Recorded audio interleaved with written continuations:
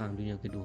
Hitler rembat 600,000 kilogram jongkong mah. Kalau kita nak bayang lah, untuk angkut semua tu, kita kena guna 30 biji kontena 40 kaki yang boleh stack sama tinggi 13 tingkat bangunan TRX.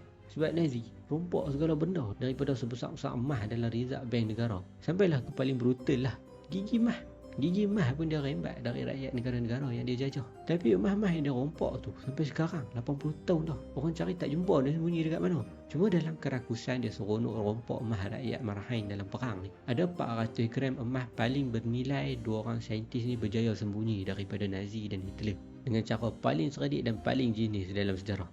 Nak faham kenapa saintis ni bersungguh sangat sembunyi emas ni, kena faham dulu macam mana Nazi dan Hitler boleh ada idea gila nak merompak emas negara-negara jirannya. Lepas kalah teruk dalam Perang Dunia Pertama, ekonomi Jerman melingkup, duit tak laku, import makanan pun kena sekat dengan British sampai rakyat kebulok. Currency drop punya teruk, nak beli sebuku roti kena bayar guna cash 1 troli.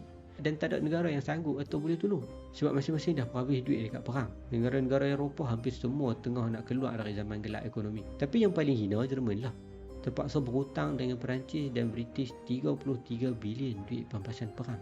Lepas terpaksa sign Treaty of Versailles. Ditambah pula kena blok dari ada tentera udara, navy dan kapal selam.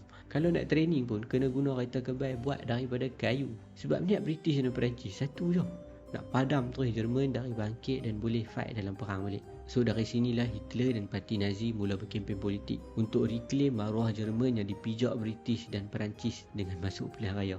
Dan dia menang. Cuma ya orang tak cerita juga.